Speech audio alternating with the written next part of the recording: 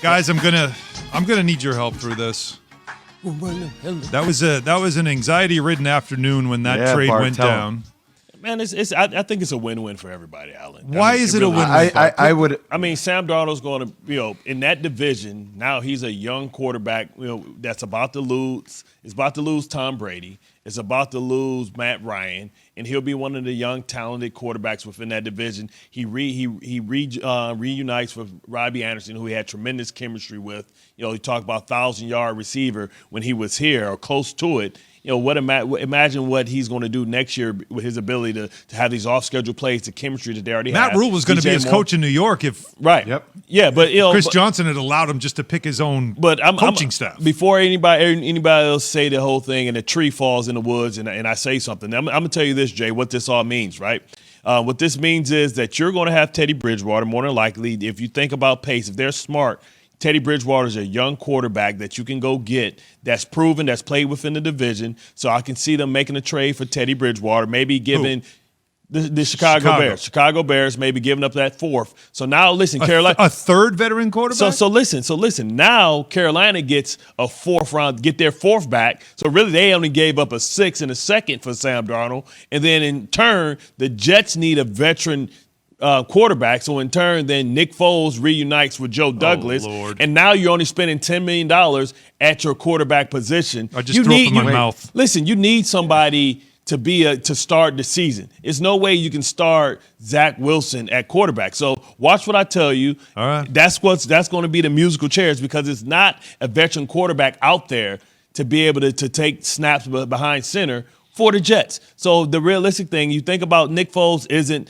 a mobile quarterback. He isn't, but he is a guy that had tremendous success in a RPO type of system, putting the ball in the belly. He's going to keep the seat warm for 6 weeks as you get the young guy prepared. You look at when the bye week is coming, and then that's when you start Zach Wilson, and it all starts. You hope that he has the success that Justin Herbert had, and hope that you move that way. All right, so everybody listening in Chicago right now, I'm wondering what they think of this whole thing. 888-SAY-ESPN. Teddy Bridgewater's not a bad consolation prize. That's an upgrade. 729-3776. Bart called it a win-win, but I wonder if somebody lost this trade. Nah. And maybe it's a team that wasn't even involved in the trade, and that, of course, Chicago. Because, Jay, friends of mine in the media in Chicago, one of my closest friends out there, he went on a rant with me last night on a text chain where he was just destroying the Bears front office and how could you possibly botch this? You knew the guy was going to be available, and you don't even try to make a move for him, and that means I'm talking about Sam Darnold. Instead, you're trying to convince everybody that you're all in with Andy Dalton on a 1-year, $10 million contract. Are you going to read the message from your friend? Is it that kind of rant that you want to read? I could if you want me to. I mean, I would love to hear it because yesterday when the news dropped, I was outside. It was finally 70 degrees here in Connecticut. Day. Yes. I was relaxing. I was having a great day. And then I heard it, and my phone started blowing up from 4 or 5 Chicago friends. So I'm curious what your friend says, and then I'll tell you what the hell I think about the whole situation. My friend, I just asked him, why wouldn't the Bears trade for Sam? And he said because their front office is extremely, all caps, incompetent. They'd rather go with Dalton over Darnold. They sealed their own fate with that move. He said they've been selling to the fans that they believe in Dalton, and Bears fans should give him a chance. And then he said, with the horror stories we've seen over the years with this franchise, being mad is a waste of energy. Disgust and exhaustion fit better. He said they signed Andy Dalton like he was the only available quarterback option they had. I doubt they ever considered trading for Darnold. Again, that front office is incompetent. He said the franchise has hung their hats too long on the 85 team. Chicago should feel embarrassed that we've allowed them to swindle generations of families with mediocre football. Preach. It's bad over here. Bart, before you go, and then he said, "How's the family?" I typically am and usually objective, and my playing mentality comes out sometimes when we talk about specific sports. But I hate to do this. But I am just so over Ryan Pace and Matt Nagy. I'm ready for them just to go somewhere, not in Chicago. Just go somewhere else and take some years off and relax. It was a knee-jerk reaction to sign Andy Dalton because of failed attempts on guys like Russell Wilson, or you're waiting to see what happened with Deshaun Watson. Knee-jerk reaction. And then, but to have the audacity to not double or triple, but quadruple down essentially on Andy Dalton to release press it like he's our guy, QB1. QB1. Really, QB1. And I'm sitting here looking at Sam Darnold, and as soon as we started this whole conversation, I'm like, why not Chicago, guys? For Sam Darnold. I know sometimes Chicago fans are like, oh, why would we want Sam Darnold? Or, Keyshawn was hard on keeping Mitch Trubisky, and which obviously makes sense if you're signing Andy Dalton, right? But I'm sitting there looking at Sam Darnold being like, okay, Sam Darnold now is going from Adam Gase to Joe Brady. You know how happy Sam Darnold is? Maybe I should actually just feel happy for Sam Darnold that he's not going to the misery of Chicago with Matt Nagy and Ryan Pace. It's beyond me that a guy with so much young talent and Sam Darnold, and Bart, you and I know this, who you play with matters. Yeah. Who coaches you matters. Like, obviously, there's still a ton on the player, but my damn first year in the league, I played the triangle. Like, it's not a system built for point guards. I know fans don't like to hear the nuances, but when your playbook changes constantly over and over again, and you have a guy who says he's a brilliant mind, even though he's not a brilliant mind at all, I mean, it doesn't really set you up for success. It just, this is so above those guys. It's a Ted Phillips conversation because he kept those guys in power in Chicago. Yeah. And you can't think long-term when your job is on the line for this year. You're only thinking about right now. And that's the problem. Up above those guys haven't stepped in and said, no, this is what we're doing for the long-term health of this organization, and we're not going to allow you guys to make knee-jerk reactions only to save your job for this year.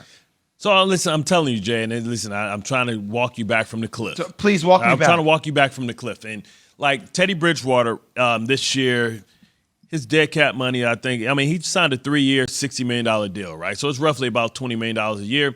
You can get Carolina because Carolina is desperate now. Teddy Bridgewater is walking into the office like, what the hell are we doing, right? I'm not the quarterback. I need to find a location. I need a spot. Teddy Bridgewater doesn't have any more places to go. He can't go to San Francisco because they just moved up, right, to make sure that they take their future Teddy quarterback. Bridgewater with Sam and make Sam a project? Because Sam hasn't proven anything yet. How do you know he's the guy for sure? Sam's not a project. You don't bring in and say, hey, I'm going to have 2 guys. You picking up Sam's option. You got to make sure that Sam can play. You got to give him the opportunity to coach him up. You can't have Teddy Bridgewater sitting behind him so if Sam struggles, the fan base is saying, hey, put Teddy in because Teddy, listen, this team was close last year. They lost a lot of close games, right? And now they're going to have McCaffrey back, arguably the most complete offensive weapon in the game. Right. You talk about what he's able to do. He's every year, he's the closest thing to Marshall Faulk that I've seen that can consistently be a 1,000 guy. And especially with the extra season, you can just bank that he's going to have 1,000 yards receiving, 1,000 yards rushing. You think about Robbie Anderson being able to stretch the field. You think about DJ Moore being able to run the whole route tree. You have to get Teddy Bridgewater out there. Teddy Bridgewater isn't there to compete. He knows when you trade for a 23-year-old quarterback that he's your short-term to maybe your intermediate-term quarterback. So Sam Darnold's their future. They're going to pick him up. And if they're going to pick up his option and say, hey, we're going to have him next year, he's going to start.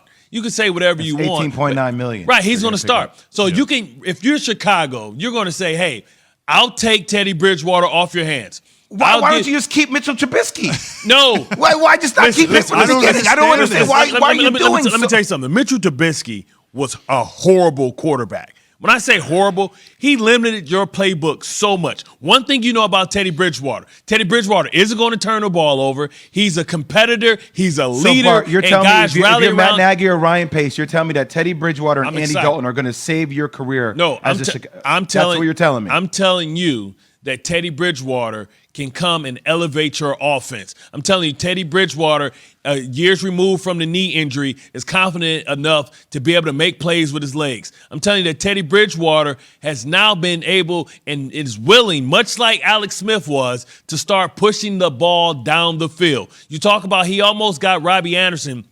No, matter of fact, not almost. Robbie Anderson was over 1,000 yards receiving. Yes, he was. And they were connecting on deep balls. So I'm telling you, Teddy Bridgewater, if I'm Matt Nagy, if I'm Pace, I'm going to get Teddy Bridgewater. And guess what? I get to get Carolina to take some of the money off of his salary this year as well. So now, no, Teddy Bridgewater's coming in, and now because you're always concerned with Teddy Bridgewater's health, now you have Dalton as a good backup at a reasonable price at $10 million. I'm telling you, Chicago, if they're smart, can get Teddy Bridgewater, and Teddy Bridgewater is good enough to get that team with that talent. Tariq Cohen coming back. So Allen Robinson go from QB1 to QB2. Yeah. to that's- QB2 to Wakanda for life, and they're going to get to the playoffs as a wild card. I'll Write tell you it what. down, Jay, if they do that. All right. So